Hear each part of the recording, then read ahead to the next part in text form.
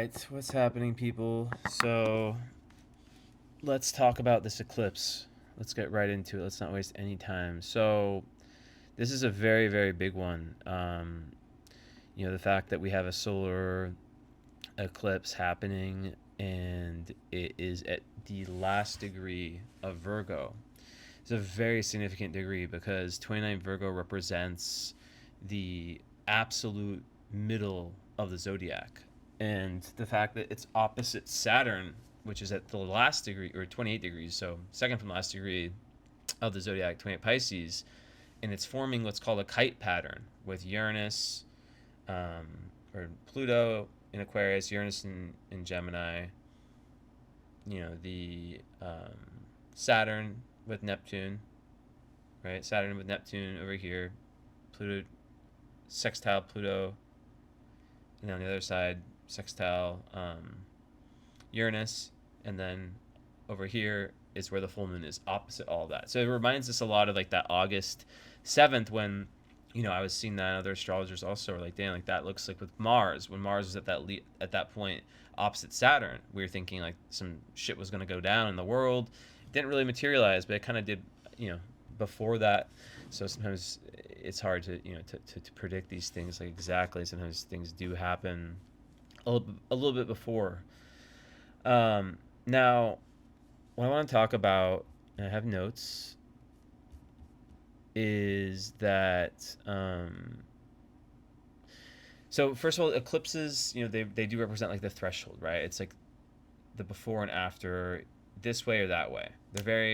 There's a lot of fate to them, and what direction you're going in life is very you have lots of fate, things that happen for the collective, but also independently. So two paths, two directions, one choice. And I think that um, the fact that we have like not only the kite pattern, I don't want to like overcomplicate this, right? Which is like, a grand trine with an opposition through the middle. So it's like the grand trine is activated by the opposition, which adds a tension and a strength, but like it sometimes can be violent. It sometimes can be aggressive, right? Depending on what's happening, because of the opposition, depending on the opposition, and Sun and Moon opposite Saturn. So to me, it's the ultimate test of reality versus faith versus like faith, surrender, and faith versus trying to control, right? um I really feel like when I woke up, I kind of meditated on the chart, and I feel like people who lack any system of faith, whether it's prayer, um, spiritual practice, just any connection to spirit, doesn't have to look like a hippie wearing certain clothes or whatever. It can be anyone in the world, right? There's no better than for this type of thing. If you don't have that, I don't want to be like extreme, be like you're screwed, right? But it's gonna be really hard.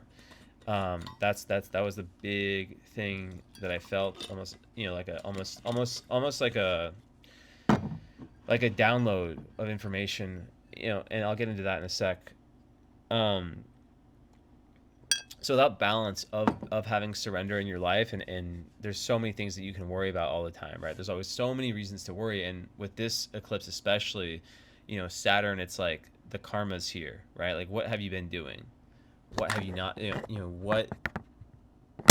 what path, like what like there's a certain decisiveness to it, to have back-to-back eclipses, right? Because it's eclipse season with Saturn at the end of Pisces, because it's retrograde back in before it leaves for good. It really, really represents the end of Saturn and Pisces karma, which is like, have you getting through fears of the unknown, you dealing with your own spiritual mishaps, right? You dealing with things from your past and things in your individual level, right? It's like really you dealing with your karma, right? Like, what is coming to your attention right now? What person, what circumstance, what area of life is popping up a lot? Like, this is, and you could say, okay, well, where's 28 Virgo in your chart, right? But there's a lot of karma that is being played out. So um yeah, so with the kite, it's like also you have like Venus and Mars that are like, you have Mars up here, so you have Pluto square Mars happening, That is like explosive, potentially violent. Then you have Uranus square Venus. That's potential breakups, need for freedom, new way of seeing things, new way of valuing things. If we talk about relationships, there could be explosiveness. So you think of like a new moon. An eclipse like this is really like it's like a new moon on steroids, and it has such a, that's why like this is coming out on Monday. I don't care. It's still going to be in a like massive effect. Not that a new moon. It's like not that a new moon loses its effect that fast, but eclipses are way more powerful, and for 6 months, 8 months, like they really have a long period. And the last one, this one is a lot more strong than the last one. And that's funny is that usually the lunar eclipses, which are like full moons, have more of an intensity. But this one, it looks more like a full moon because you have Saturn opposite, Sun conjunct Moon, which is the new moon solar eclipse. So with that said, it kind of tricks you a bit. And this is the last. This is the equinox, right? This is like 29 Virgo is the end of Virgo, right? It's the threshold into Libra, 0 Libra point. The last, I remember, like there's it's basically like the last station before the equinox, right? Before a shift of light season, different in the south and the north. So it's very, having a 29-degree eclipse is just a changing of the time. And I think that changing of the guard is the word that came to me. Systems without spiritual depth get exposed. And the fact that all this generational element is coming into it really makes me think that there'll be events linked to how things need to change that will make themselves more clear, right? So, like a kite, it's like an actual kite, right? It's a structure that only can fly when there's wind. So faith, trust, surrender.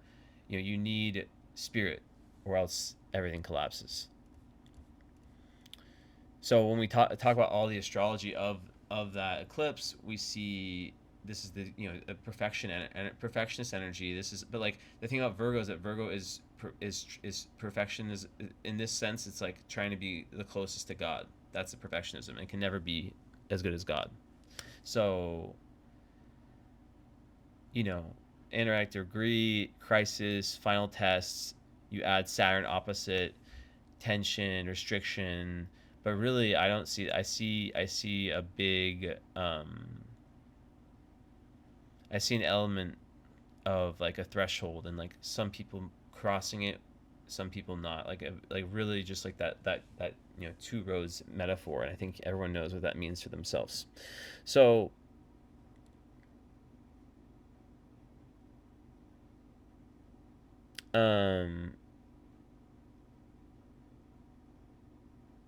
yeah, so basically like Libra in the day represents the sunset. So it's different in the north and southern hemisphere, and I'm about to be back in the southern hemisphere. I like the cold weather, but I just can't have any these days. But yes, so Libra represents the sunset and the beautiful colors, and then before night, Scorpio would be the eighth house, the approaching night, etc. So being on the edge of that is really at the end of the day. So it's very symbolic of like this liminal space, this last degree, ending before something new. It's an actual threshold of like the test is nearly done, the day is nearly over. Like what do you have to run and do before this sunset? Obviously, Virgo is related to like our rituals, our health, our body, what we do for ourselves on a day-to-day level. So I would say also like what do you need to do for yourself, right? So yeah, I think there's a mix of responsibility and faith, Pisces, Virgo, and you have to know like for yourself where you are on that.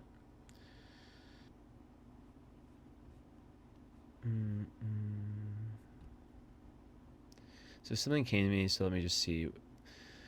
It was saying it's very powerful, so it could be that there's some type of mysterious paradigm shift going on here about how people relate to each other and the entire world, to see how everything moves when you are not aligned with your core self. This is like what came to me, so take this for what you want. And for some people understand there's only one true devotion that is worth time and compromise. The eclipse surrenders one to the ultimate fate that they have drawn up in their incarnations. In their incarnation, what they're subject to is based on how they've acted in the various tests, and they can throw in the towel and give up, or become the higher version of themselves through surrender or of faith, but it might not look like how the ego wants it to look. Your highest calling is not always what you thought it would be when you were growing up. At the time, there are people, all the time there are people whose lives are getting lost at the hands of evil, and we are witnesses to it. And we are witnesses to it. Tragedy, recession, murder are all happening along the same beaches of celebration and music, loud music that blares and breaks up the sounds. No breaks, not breaking up the consciousness, or no breaks up the consciousness, the last consciousness that some people have related to vulnerability, related to morality and doing the right thing. The pressure valve is tightening. Corruption can only last so long. It's not a time to give up because you'll only strengthen the enemy. Or perhaps you understand that this is a once-in-a-lifetime thing. For all the other unlucky people who starve and who are in the same situation as you, for all the other unlucky people who starve and wish for change and help, the reverberations of collective shifts in attitude and spiritual values can change the generation's fate that come. More sightings of the unknown and a relative abandonment for some of morality leads to the ultimate opposition of those who hold on with despair and desperateness, and those who surrender with strength and radiance. It's not about looking and worrying each day and wondering how insignificant you are to the whole. It's about recognizing that in that moment, all time exists and all power is possible. The enemy is spiritual, and it's not necessarily a person or what we think it to be. It'd be easier to understand that way. Sometimes the enemy is ourselves, sometimes it isn't. But that's not to say there's not true evil. There's sometimes to defeat anything, we must be super intelligent during these times, cunning like a fox, and able to spot mishaps before they even happen. To upgrade our DNA, upgrade our IQ, just upgrade our awareness, our spiritual intelligence. We've sort of been training without knowing it for these times our whole life, and we've wondered our whole lives, why are we here? It seems insignificant but then we realize that God does not make mistakes. Sometimes in the everyday life, it feels dry and like, what can I do? I'm just this person who lives in the universe, in this one city of this many people, in this one region of this many people, in this one country of this many people. But if you're seeing this video, or if you're involved in understanding things deeper, you're a chosen one in a sense by strength, but that doesn't mean that you're better than other people and that they're not chosen too. Everyone's chosen for something, but the strength of how much you're able to surrender will be equal to the results of this time for you. That's pretty much as bare as I can put it. The symbolism of eternity versus over-analysis, Virgo. The symbolism of starting a beautiful painting of the wholeness of everything, but being taken away by one detail that is off, Virgo. But also Virgo is about perfection, the closest thing we can get to it through our human bodies, through our day-to-day practice, through our, the goal is not to beat yourself up when you ultimately can't reach perfection. And that's why Virgo is so spiritual, because the only thing that's perfection is God, and Virgo, more than any other energy, tries to be the most like God. So that's kind of what I had. So yeah, Virgo Pisces axis, like I said last time. There is that mix of materialism, how you can always allow, when you surrender to the present moment, like right now, I can think of so many different things I can worry about, a lot, right? I know every human has this. Even messages I'm getting right now. When you have an eclipse like this, you realize that you are insignificant, not in the sense that you don't mean anything, but that your efforts, right, and your attempts to control things are useless, And eclipses are about fate. So we think that like we have all these things happening and that they don't mean anything, whether it could involving money or things that we think are like human made, or addiction or sex or whatever the eighth house stuff is, right? Um, Everything is spiritual in its purpose, because there's an energy to everything. And sometimes things that we think don't have, like I said, like sometimes the deepest spirituality can be found in elements that areas of life, like shadow work is that the idea of the shadow, bringing awareness to where there's a lack, and where you kind of keep running in the same circle over and over and over. I talked about Pluto in a video I made this week, and how on my Instagram, and how time is not um, one second. Time is not quantitative. Time, there's a quality to time.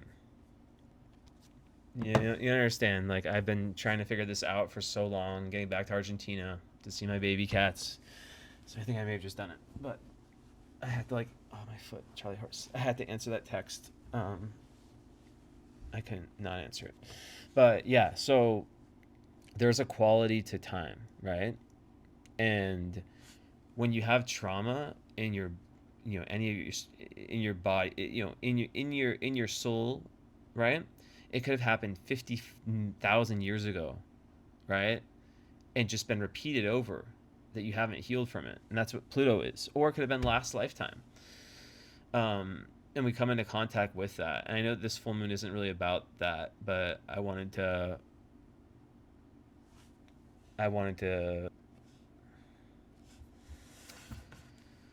kind of touch on that, right? Because there's such an importance, um, when you have like a lot of, what's the word,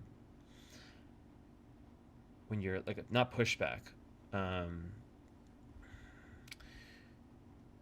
when there's a lot, when something's very difficult for you psychologically, um, like you kind of go towards it and you're like, oh no, and you try to repress, you try to run away from it. There's a lot of pain, there's a heaviness, there's a density to something.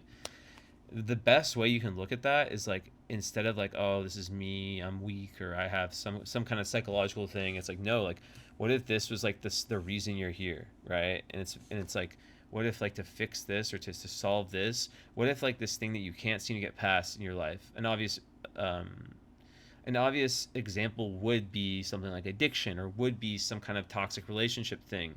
um there's so, like, something that you could imagine your soul people pleasing, right? Not putting yourself first. Being bad with money is like just like a random one like that, like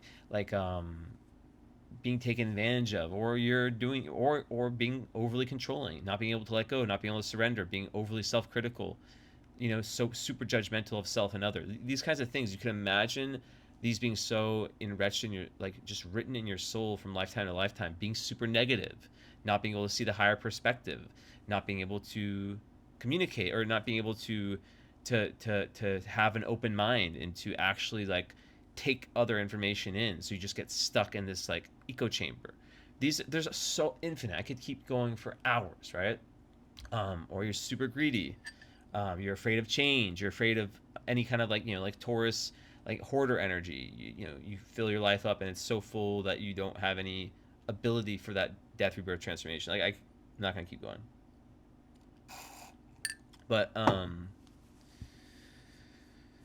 you know, like, we come into contact with the trauma in different ways, and whether it's like Venus square Pluto through your relationships, you know, but like the trauma is from something that happened before in past incarnations. You're just re-feeling it through the pain you're feeling in your relationship, or like Sun and Moon, it'd be like a lot of times it's with the parents, right? The parental relationships, or something in the family. It's not always that, but like, it's in our own psychology, of course, because those elements play themselves out there from those relationships. But you know, um, I think that, like, with that said, like, this eclipse is very much about letting go. It's very much about feeling the spirit of God, feeling the spirit of, and being able to, like, experience that so you can give it to other people. You know, you never know. Like I kept getting this sense when I was feeling through this of like people feeling insignificant, people feeling like their voice doesn't matter, people feeling like their experience is meaningless. But you have no idea like how much what you're learning when the world catches up to you and is open to your messages, how important, how ahead you are, and how it's not about, you know, being better, but like how important when the world is ready and the people around you are ready for your messages, how important they will be and how timely they will be. So keep trusting God, keep trusting the universe, keep trusting how things are, and the perfection of chaos, the imperfection, the beauty in chaos. You know, um, maybe you're someone who is up at 7 a.m. every day with a great routine, and um, you know, you do your thing in a certain way, and there's a beauty to that flow, and you love it. Nature, your work reflects like, you know, you've gotten there. And then maybe you're someone who goes to bed at 6 a.m. and um, wakes up at 3, and you know, it's up and down, but you're still doing things in your own way. um, my point is that everyone is different, and when we get too down on the ladder and we start creating stories, I've talked about this so many times, so when we start like saying like, this is me, this is how I am, I'm this, that's when we lose ourselves, because then you become the the oh, I'm the person who sleeps late. Oh, I'm the, you know, I'm the lazy person. You start associating that with, it's not, maybe you're someone who like in human design, my very good friend who does human design, Monica, she's told me, Jesse, you're meant to be up at night. It's in your human design chart, you know this, and it's true. I'm All my ideas for creativity come at night. I execute them during the day ish. But see, so like it's an example of like how that's something, you know, with the Aquarius model, right? That society tells us to be a certain way. You should eat early. You should eat 3 times a day. You should sleep in the same bed as your lover. Whatever. Fuck that. You know, I mean, you should share a bathroom. Like, I'm very honest with you guys. Fuck all those things I just said. like, and I know everyone's different. Everyone's gonna see things differently. But like, that's the point of individuation. That's the point of Pluto and Aquarius. Is like you. One of the points is like you being part of the collective involves you understanding who you are on an individual level. So then you can find people who are, you know, like kind of find yourself within knowing who you are, and knowing who you are not takes that awareness of knowing who you are in the first place. I don't know if that made any fucking sense, but that's what astrology does. It helps us understand who we are and who we're not. You stop trying to be with, you know, the mold of what society told you should be or shouldn't be, and you start just being who you are. So, you know, I was gonna go through house to house, you know, where 28 Virgo falls. Hold on. Okay, so obviously first house, if this lands in your first house, 20 degrees of Virgo. You know, an eclipse like that, like especially close to your ascendant, like a very personal rebirth. And you know,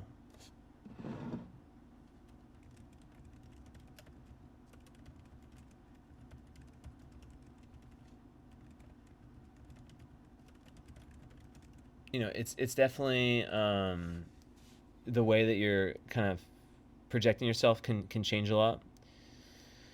A lot of refinement in terms of who you are, and um,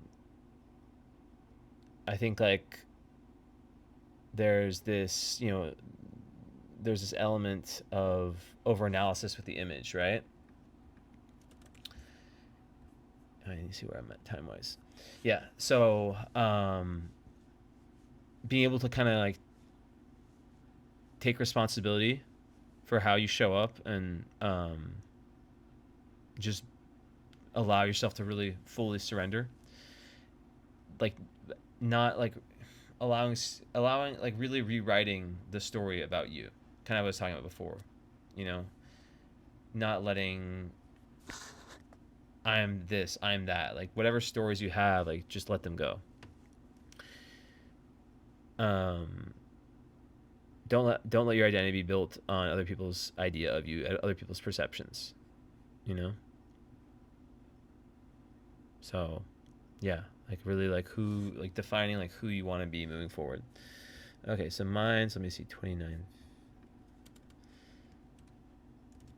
I know I was going to do this, so yeah. So second house, obviously, like, this is about resources, how you earn. So there could be like a lot of karma, so where mine falls. So around money, around self-esteem, around how you hold yourself, what so there can be things going down in that area of life, right? There could be like a big change, um, or a decision you have to make related to how you want to make money, how you want to how you want to value yourself. Like are you valuing yourself, right? Are there other opportunities for you to money isn't everything, right? But like it's important. So it's like, how are you balancing everything? um whether it's your budget, your boundaries with it, and then not basing your value too much on your possessions and your money, but on who you are, because things can go up and down, right? It's measured by you as a spirit. So sometimes God will remove things from us, titles, success, worldly, egoic elements, right, for us to really see who we are. Okay, so third house is basically like about cleaning up our words, and just like really, really like making sure that what you say lands in the correct place. And sometimes silence and prayer and letting go is better than overanalysis. So, a refinement of how you're listening, talking, and the balance between talking, taking in, and letting out, talking and listening, learning. Some people just talk, talk, talk, talk, talk, and then when other people are talking, they're waiting for their turn to talk. And I would say like slowing down and having more clarity is important. So, fourth house, it's just purification, at the very root of who we, of our identity and of our life. It's a kind of remaking of the foundations of who we are, and tuning into our ancestral lineage and getting in touch with the past, the inner child, how we see safety, how we see home. There could be some massive change in whatever home, whether it's physical or emotional, right? I'd say it'd be a good time to kind of get new furniture or just cleanse your area, like your home, your place, move things around, maybe get rid of energy that's been sitting there, like literal spring cleaning if you're in the southern hemisphere. Um, and it could even be like a lot of family shit that goes down where you need to set boundaries, or just like lots of karmic elements that happen, or karmic experiences that are happening with family. So fifth, 33, 35. So fifth house, yeah, this is just like about how you express yourself and how you allow yourself to balance having fun and give, like, or it's really just about where do you like this went like four different directions. It is like, yeah, like how do you express yourself? Like, where are you chasing validation? Is there like any wasted energy? Is there like a free flow of creative love energy? um like the surrender of you and your in any creative outlet, or you with children, or you in that inner child version of you. um Romantic, perhaps. Fifth house is fun house, creative house. Could be a creative destiny that's opened up, a new passion, new way of expressing yourself, something new and fun that comes into your life, and kind of is just a very different energy than what you've been experiencing lately. Then when you have creative gifts, are you turning them into something useful, right? Like Virgo is about, the day to day. So are you wasting something that you have that you could actually turn what you do for fun into like a job? Not like job, like one day what you do as your career, right? Okay. So sixth house, that's the house of Virgo. So it's obviously at home there.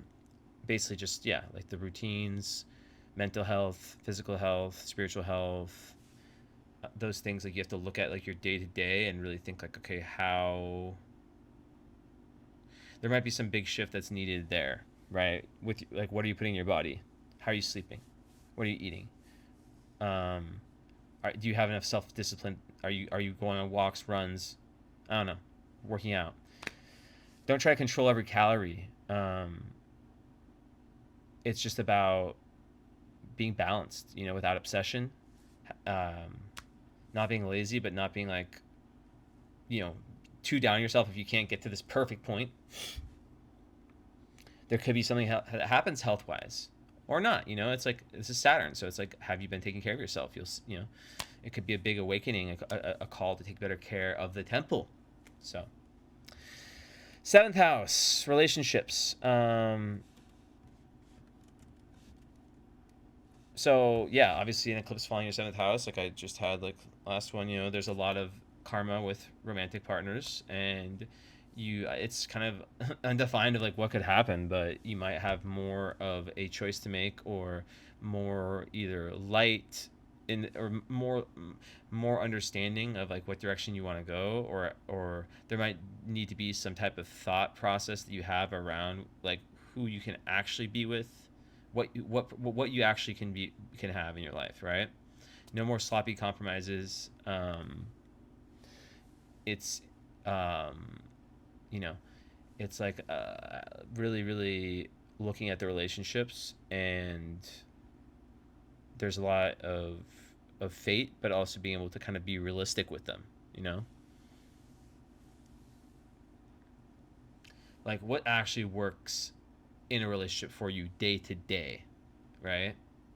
Not Neptunian hypothetical, if this person did this, that's that, like right now.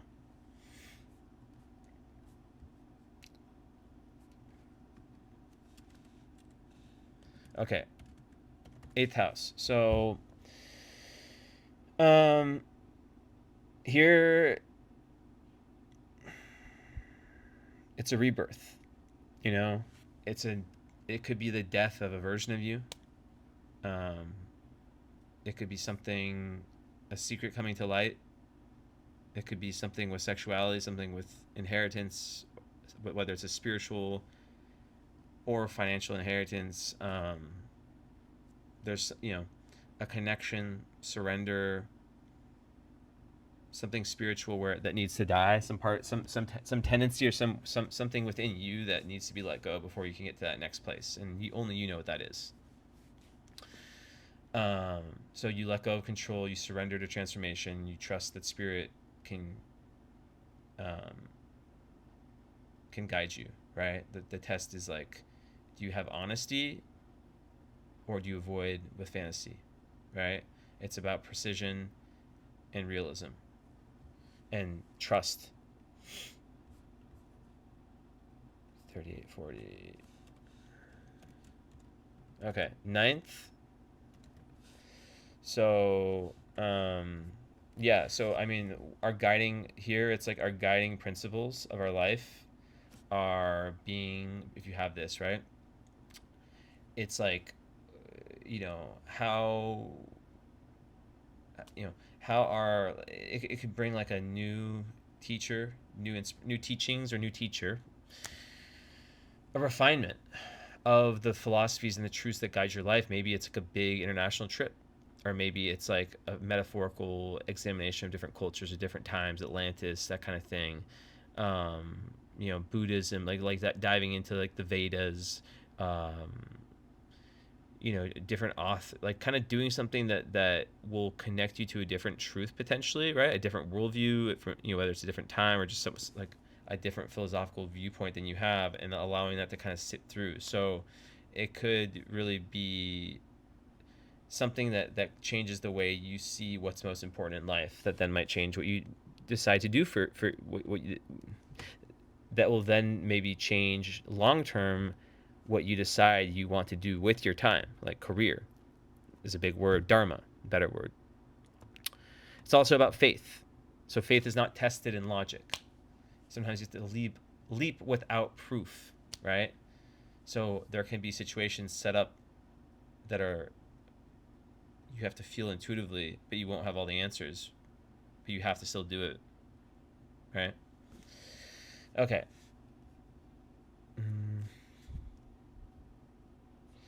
So 10th house, it's about your, you publicly, dharma, identity as a whole, public role, etc. So this can be the end of a certain period in your career or your life, your dharma, your overall life purpose, and the start of something brand new. So career is not the ultimate meaning of 10th house, right? And service to spirit is so important, and it comes out in different ways. And sometimes, like, I'm mixing sentences. Sometimes we are too obsessed with like the modern day, looking at 10th house only as like our career, but really it could be motherhood. It could be like what you're meant to do on a big picture in life. It's different for everyone. So I think this is about kind of choosing soul over status.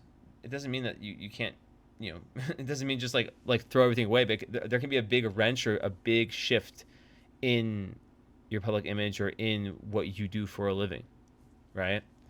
Or how you want to be seen by other people. And maybe even just a revelation about that very thing, that career is not the ultimate meaning. It's not the only thing that kind of defines one. Yeah, really, really, really strong in the 10th house, like end of one chapter, birth of another. So just about done here. So